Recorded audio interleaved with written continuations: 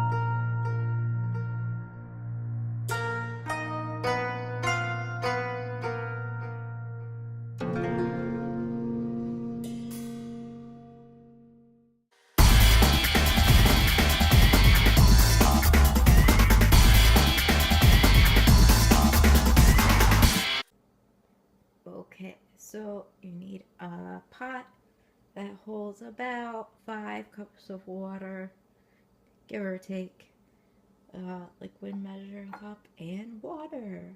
And we're gonna put 4 cups of water in the pot.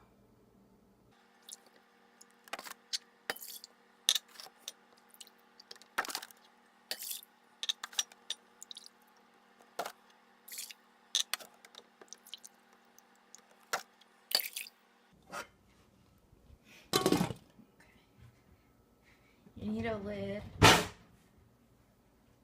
for just letting this sit because you're gonna let it sit for a while. So I just have that out.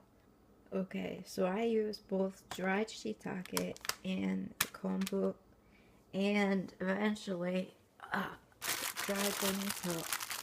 But I will get to this. That's not for now. This is what I usually get. This kind of kombu, and I could just tell by the packaging. It's what I've been getting for like a decade. And these were the only dried shiitake I could find that are actually from Japan. The rest were from China, which I was not too happy about. I guess in a pinch, and if you don't mind, but I kind of do. So I splurged and paid the $20 for this huge packet, but I mean, this is going to last me a long time, so I don't mind. So anyway, let me get these open and we'll get back to it. Alright, so with the kombu, you want to take a piece, and usually the pieces, of course, are inconveniently sized. I mean, I guess if you're making just vegetarian stock, you'd want to use this, but you'd want to cut it in half. Since I'm using everything, I want about half of this, so I'm going to cut this in half.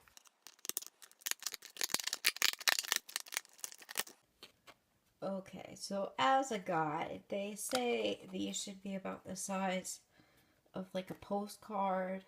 I say like, I don't know, I don't know how many people send postcards these days. So I say these should be about the size of like a page of a paperback book. Maybe a little bit smaller. Oh, like half of this one again. Let me get that.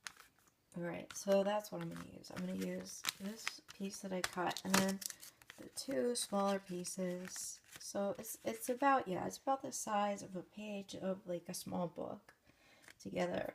And what you do is you just open the pot, put them in, and then you go to, I take like, depending on the size, 3, these look pretty big, so probably 3 of these, and I put them into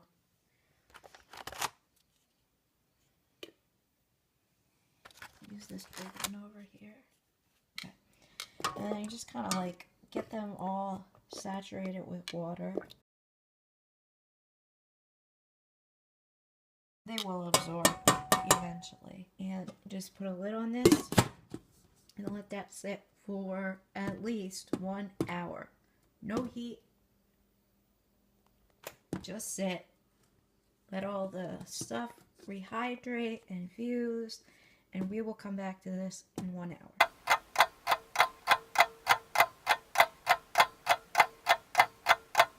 Okay, so you turn on the appropriate burner to like, I don't know, like medium high, and you want to try to kind of watch this pretty closely. I'm just going to give it a quick stir.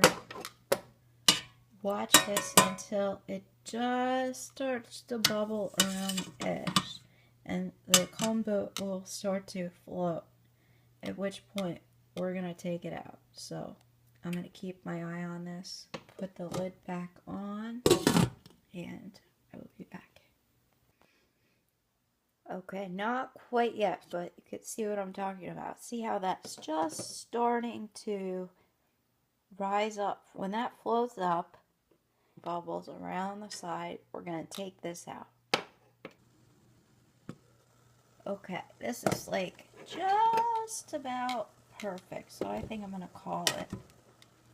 Let's see how it's just starting to bubble up here, and this is, see this, yeah, they're floating. So I'm going to take this out. See how big this got? So that one's still not, oh, now it is. Yeah, I'll take it out. Close enough. I'm tired. It's late. I put the lid back on. Turn this up to high. High. And we let this come to a full boil. So wait. Alright, so we have achieved a full boil. Timer. 2 minutes. Let that boil 2 minutes, and then we will come back. Make sure it doesn't overflow. I also wanted to mention the kombu, after you have put that in there, let it soak and heat up, you throw it away. You don't like put it back in or anything. Just FYI. I know sometimes things need to be overly specified, so. Okay, so we are done. So what you do now, you turn the heat off, take this off. I'll take the lid off, and you want to let this cool to room temperature. Crazy hair. So, let's finish.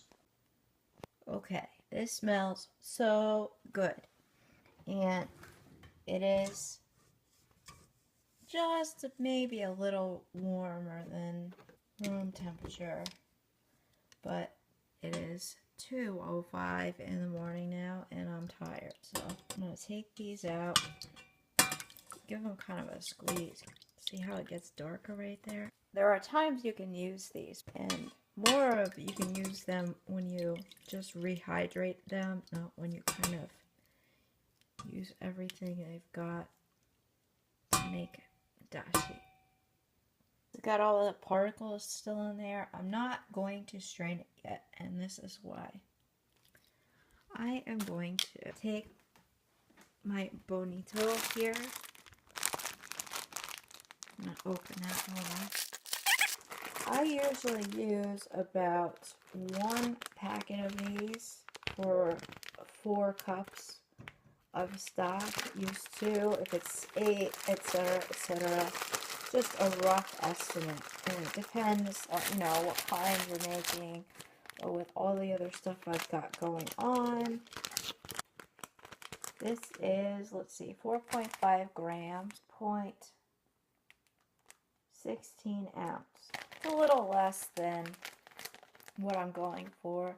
If you can get like exactly 1/4 of an ounce, that would be good. Okay, so now what you do is you sprinkle that,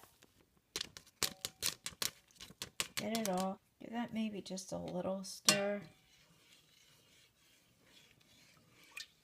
And what I am going to do, since it is late and I am tired, I am going to close this and take it down to the refrigerator and let this steep overnight. And basically the bonito will kind of sink to the bottom, and then we'll strain it tomorrow.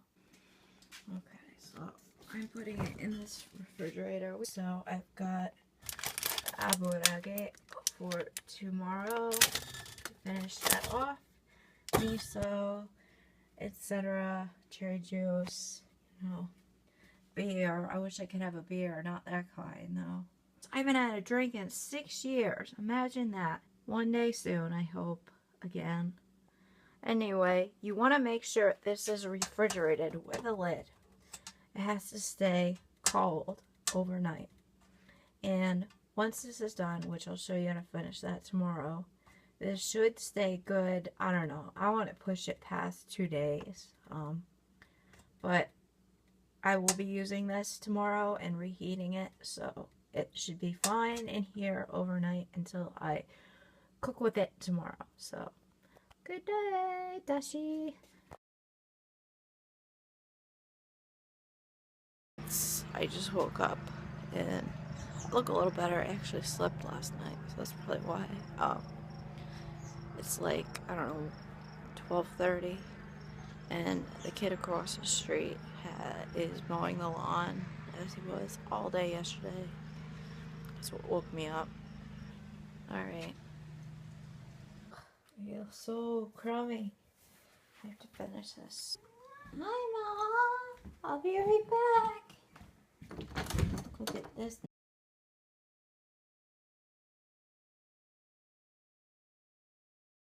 Alright, so what I do is I get a second pot, because this has to be heated up again, and a drainer, colander, and then put a paper towel in it. Like that. Take the stock and slowly strain through like this.